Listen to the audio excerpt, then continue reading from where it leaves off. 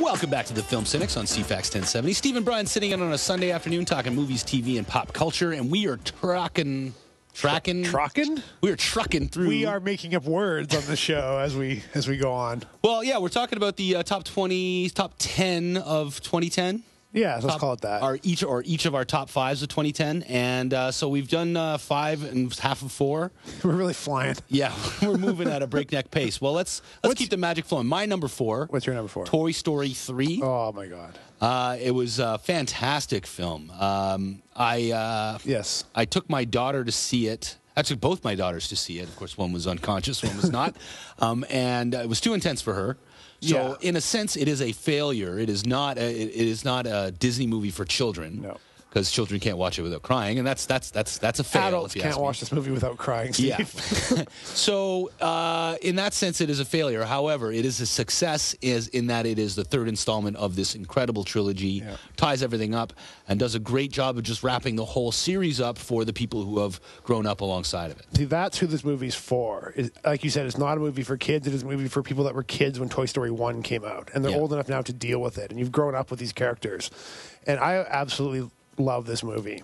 I didn't put it on my list because you had it on your list, and our list could almost easily parallel each other. Yeah. And I wanted to kind of change it up. This easily could have been in my top 5 list. Like, it was so amazing and heartbreaking and poignant and exactly what you wanted this trilogy to be. Yeah, it's very funny. These characters are so good that I was watching the Golden Globes, and at the end, Tom Hanks and Tim Allen were together presenting an award, and me and my friend Angela were like, what is Tim Allen doing here? What does he have to do with Tom Hanks? Like, we could not even... Yeah. It wasn't until later that I'm like, oh yeah, Buzz and Woody from Toy Story, that's why they're together. Well, yeah, because these characters have evolved to the point that they are their own... Yeah, like, it's not Tom Hanks and Tim Allen, it's Buzz and Woody. Like, they are their own thing.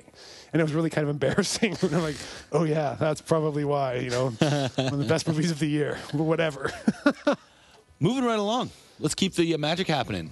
We share a number 3. Our number 3 is a shared one by accident. This is going to help us truck along. It is Inception by Christopher Nolan. It came out in the summertime. Lots of hype around this movie. The trailer was cool. You saw Leonardo DiCaprio, buildings folding on top of themselves. You're like, what is this going to be about? Mysterious. And you hear it's kind of about dreams within dreams, and you're like, all right, here we go. And it was a ride. Yeah, totally. It did a lot of things like my qualification for what is a great movie. It does a lot of things that have never been done before. Yeah, it does, and it does things that have been done before better than anybody else. I was disappointed that it's at its mediocre showing at the last awards show that we won't talk about. Yes, hoping it'll do better at the Oscars. It's really up against some serious competition. One of its own faults that it has is that it came out so long ago that people have been able to rewatch it many times and start picking it apart to the point where you start looking for flaws. And you know what? It's probably not a perfect film because it is so complex and you're dealing with dreams within dreams within dreams. So there are layers of continuity that might get messed up along the way. And you go, well, how could that happen if this is happening? But for this, all intents and purposes, Christopher Nolan did a fantastic job in coming up with a story that when you watch it for the first time, you don't notice anything that's wrong with it. Well, it's so confusing and layered that you're just kind of blown through it. With a movie about dreams, what you said, I'm with you on what you said. With a movie about dreams, it's sort of like a movie about time travel. In that a great time travel movie moves along and is so interesting and compelling that you never have a chance to go, but wait a second, what about that thing? And that's what this movie was doing so well as it trucked along. As I was saying, you know, why aren't they waking up when the truck is rolling over? I don't get. Yeah. But then, boom! All of a sudden, zero-G kung fu fight in a hotel hallway, and so suddenly I'm transported again. Yeah, you don't care. So yeah, if on the second, the third, or fourth watching, you kind of like you're okay. You're a little more jaded, and you're paying a little bit more attention, and you're actually actively trying to piece everything together. I still say it's tight. Yeah, me too. It's a very well put together film, but yes, I see your point. I don't have a problem with it at all. I have it on Blu-ray. I love it, and I watch it a lot. I'll be watching it again soon because it's one of those movies that you just so well done. And the fact that Christopher Nolan did so many practical effects really warms my heart as a person who loves movies. He didn't rely on a lot of CG and computer graphics.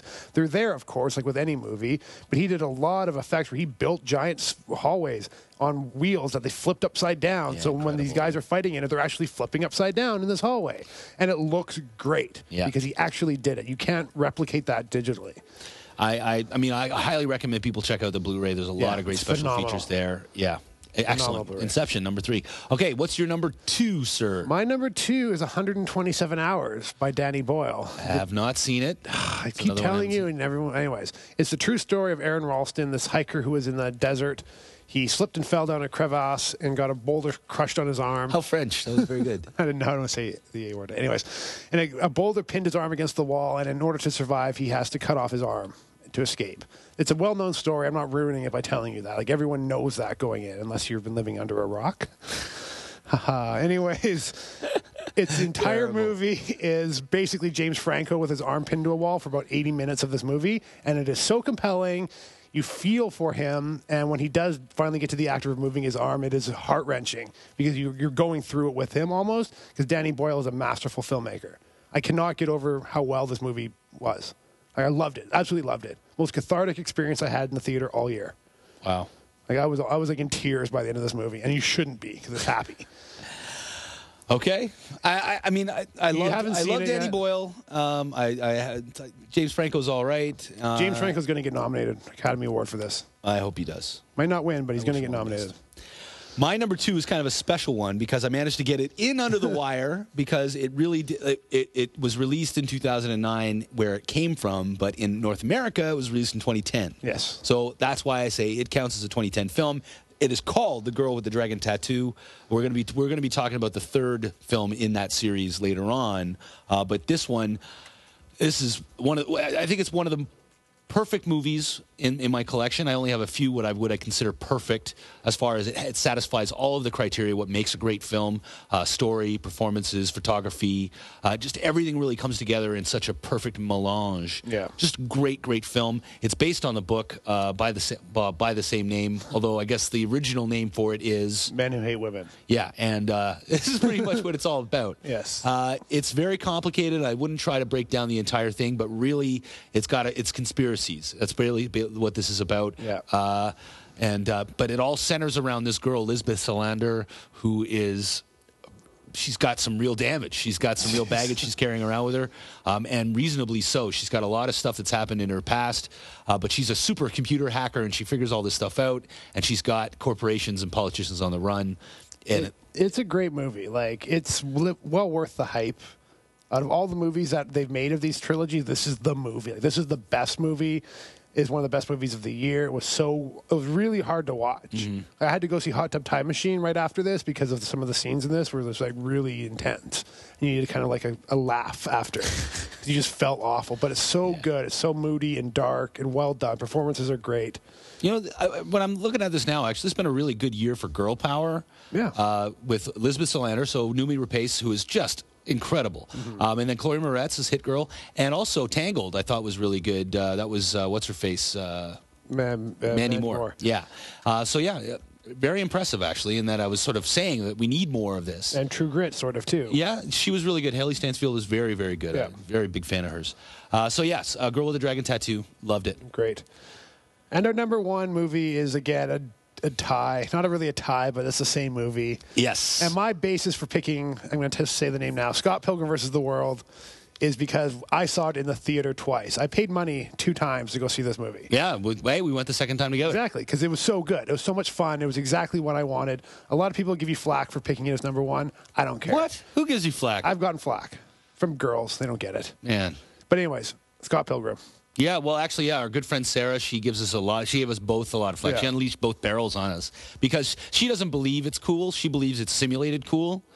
But it's not. It's cool. What is cool then? Yeah. But anyways, yeah, Edgar Wright did a lot of things that nobody's done before.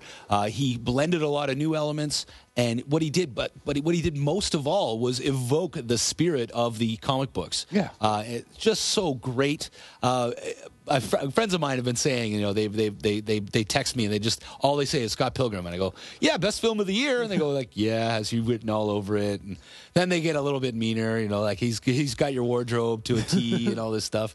But yeah, fantastic, love it. Yeah, yeah, it's in my collection. The Blu-ray is actually great. All kinds of excellent special features. Highly recommend you pick it up. We got to go. It was good, though. So I guess we finally got to the end of this just in time. We're going to take a news break. When we come back, we're going to be reviewing The Girl Who Kicked the Hornet's Nest. Stay with us.